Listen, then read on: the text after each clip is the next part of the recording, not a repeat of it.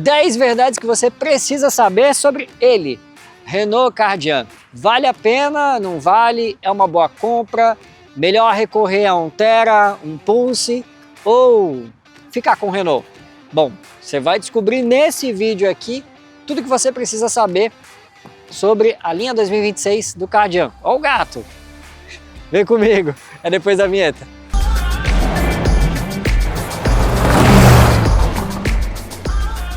Bom, se você está aqui nesse vídeo, eu te convido, antes de tudo, a deixar um like. Deixa um like aqui embaixo, assim outras pessoas que, assim como você, querem saber sobre o Kardian, vão poder ter acesso a esse vídeo aqui. E se você gosta desse formato aqui, eu te convido a se inscrever no canal, manda ver no botão aqui embaixo, é de graça, não cai o dedo, então manda ver no botão aqui embaixo e ativa o sininho das notificações. Mas vamos falar do Kardian lá no interior? O belo design aqui de fora também acompanha o interior desse carro. Vem comigo. Vamos falar sobre o interior do Renault Kardian. Vamos começar falando sobre acabamento. O que a gente nota aqui no interior é um interior predominantemente de plásticos. Plástico duro tanto no painel quanto no painel de portas. Essa seção logo acima do Black Piano ainda tem um couro que acompanha o mesmo tipo de couro utilizado nos bancos. Vamos lá, um destaque é justamente essa seção central que separa motorista de passageiro. Esse console elevado eu particularmente gosto muito. E por aqui a gente consegue ver, por exemplo, a alavanca de câmbio, RN e D, e o P fica em um botão separado. Freio de estacionamento é eletrônico. Preto fosco, Black Piano por aqui e esse prata imitando o aço escovado nas extremidades. Os bancos em couro, acabamento em 2 tons, né? Um tom mais marrom e um mais preto, furadinho aqui no centro. Então realmente acabamento aqui é bem legal e acaba tornando o Kardian referência nesse segmento de fato. Colunas e forro de teto, tudo em preto. Então o resultado aqui é bem legal, apesar do plástico ser predominante. Os materiais são de boa qualidade, boas texturas, bem encaixados, sem rebarbas. Superior realmente ao Tera e também ao Pulse. Aqui nessa parte inferior tem o carregador de celular sem fio, 2 entradas USB tipo C, uma mudança em relação à linha 2025, que tinha um USB tipo A e uma tipo C. Mas a tomadinha 12 volts ainda está aqui. E aí a gente já entra para falar de infotenimento. Tem 2 coisas aqui que eu reclamei no Kardian 2025, que foram mudadas, né? Foram alteradas no Kardian 2026. Vamos começar pelo quadro de instrumentos. A tela agora é maior, toma mais espaço aqui dessa seção logo atrás ao volante. E por mais que não tenha me agradado tanto quanto no Pulse e também no Tera, o Kardian melhorou. Isso aqui é um ponto de evolução realmente. E o outro ponto de evolução está justamente aqui na central multimídia. Ela era menor e mais limitada. Então ela melhorou. Tem o espelhamento sem fio para Android Auto e Apple CarPlay, mas a navegabilidade dela ainda é confusa, os comandos são lentos, então assim, é uma evolução, mas não muito, sabe? Melhorou sim, mas ainda não tá legal de fato, pode ser melhor. Lembra que a gente acabou de falar do quadro de instrumentos, né? Muito legal que a Renault resolveu esse problema que a gente apontou como algo negativo na linha 2025 no modelo quando a gente avaliou o Kardian em 2024. Só que o quadro de instrumentos atual é maior e ocupa bem o espaço ali atrás do volante. Mas essa belezura aí de 10 polegadas está restrita somente à versão icônica, a topo de linha.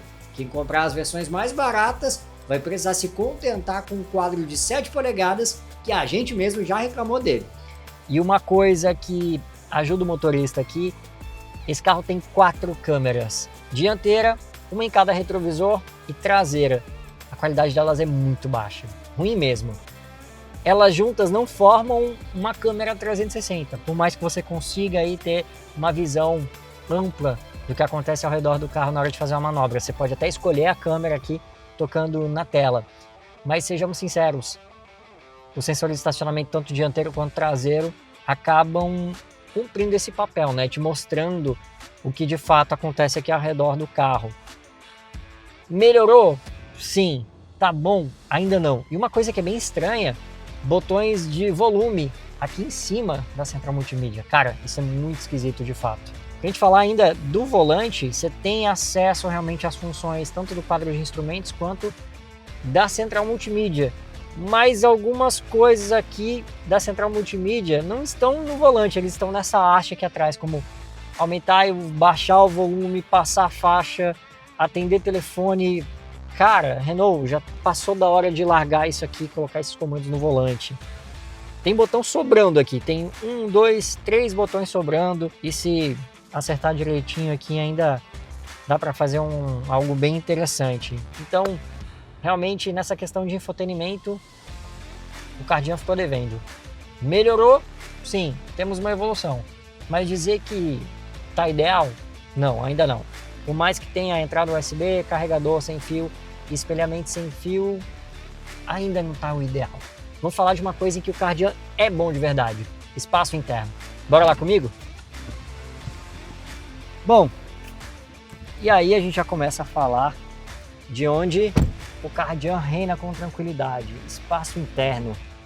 Esse banco está ajustado para mim e eu tô super confortável aqui. Tenho um palmo aberto dos meus joelhos até o banco dianteiro e também da parte inferior das pernas até o banco dianteiro. Ele se destaca em relação ao Pulse, se destaca em relação ao Thera e acaba sendo uma excelente opção em termos de espaço interno. Quem ajuda isso é um entre-eixos de 2,60 m. É maior que os 2,56 m do Thera, é maior que 2,53 m do Pulse. E bom, eu tenho 1,73 m, eu não sou alto. O banco dianteiro está ajustado para mim, então eu estou indo super confortável aqui.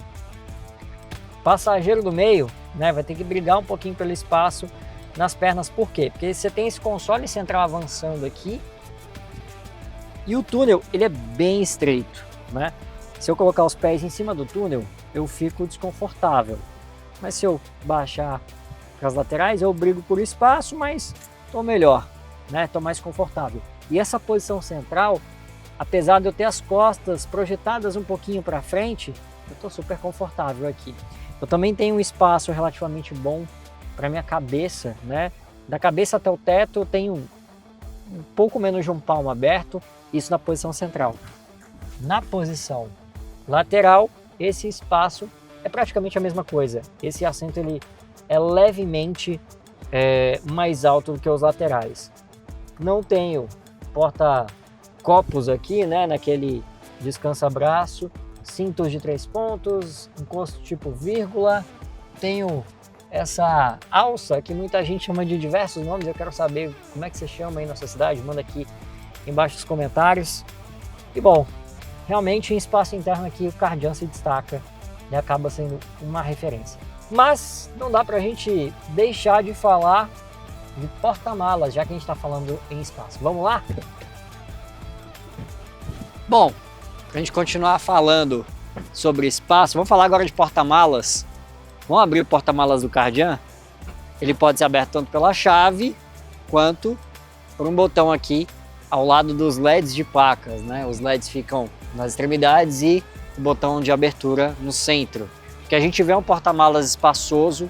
São 358 litros com aquele padrão VDA, né, que você coloca os blocos, e se a gente for adotar outro padrão, aquele de quanta água cabe aqui, sobe para 410, mas o padrão que a gente adota aqui é o VDA. E nisso ele acaba se saindo melhor, por exemplo, do que o Fiat Pulse. Uma boa vantagem para o Kardian. E sejamos francos, basta ir no olho que você vê que aqui é mais espaçoso do que no Fiat.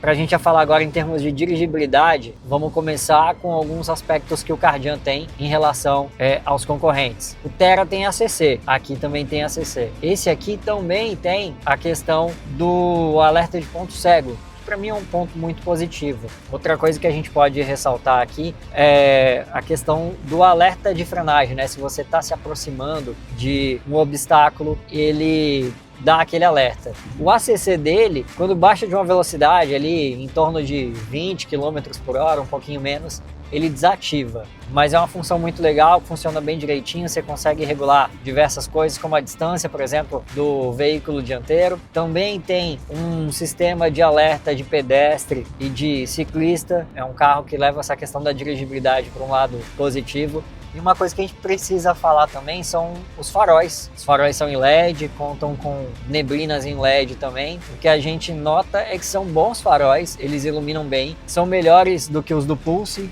por exemplo, acabam oferecendo uma boa iluminação à noite, nas ruas mais escuras. Confesso que eu esperava que eles fossem um pouquinho melhores, mas ainda são bons. Eles são consideravelmente melhores do que no Pulse e tem a vantagem da regulagem elétrica também, né? Ele tem câmera dianteira, câmera de ré traseira, câmeras nos retrovisores. Não existe uma junção delas aqui para uma câmera 360, mas você tem o sensor de estacionamento, né, tanto dianteiro quanto traseiro, para te ajudar aí na hora das manobras. O barulho do sensor de estacionamento é bem irritante, é bem chato mesmo. Ele é diferente de tudo que os outros concorrentes têm, mas é chato. Mas eles cumprem a função e cumprem muito bem. Direção, ela é bem direta, ela é mais pesadinha, como você pode notar nos carros franceses, isso é uma máxima dos franceses, eles têm realmente uma direção mais pesada, mas isso não prejudica a dirigibilidade não, ela é bem direta, você nota realmente que o carro responde na mínima manobra e a gente já começa a falar de suspensão em termos de dirigibilidade. Ela é firme, ela controla relativamente bem a inclinação da carroceria, então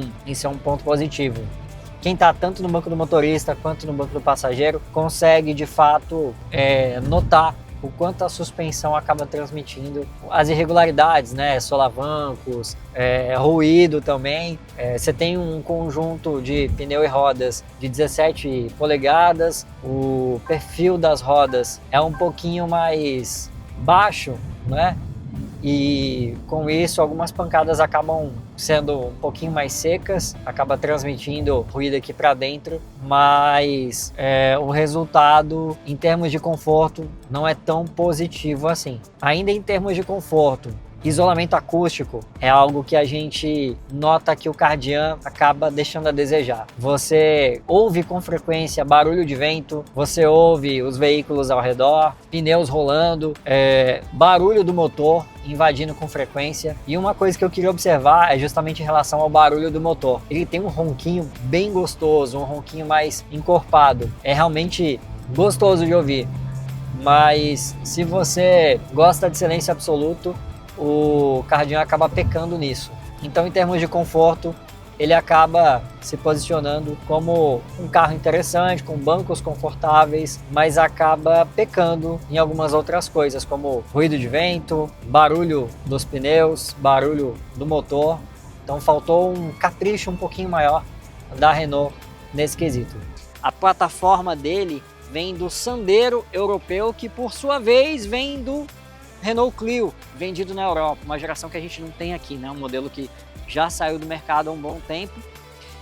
E o que a gente vê é um carro com uma plataforma bem moderna e um baita diferencial. Ele oferece 6 airbags. Sem contar também que ele oferece outras coisas que a gente já falou lá em dirigibilidade. Sistema de ACC, né, o controle de cruzeiro adaptativo, e aquele sistema de detecção de pedestre e de ciclista. Bom, essas foram 10 verdades que você precisava saber a respeito do Renault Kardian. O SUV da Renault é uma aposta bem interessante para esse segmento e, sem dúvidas, veio para dificultar um pouquinho a vida de Volkswagen Terra e também do Fiat Pulse. Gostou desse vídeo? Gostou do formato? Gostou das informações? Deixa um like. Se você não gostou, deixa um dislike, eu quero saber a sua opinião. E se por acaso você gosta de vídeos nesse formato aqui, não esquece de se inscrever no canal, tem vídeo novo por aqui, toda segunda e toda sexta. Por hoje é só, se inscreve no canal, ativa o sininho das notificações e valeu! A gente se vê no próximo vídeo.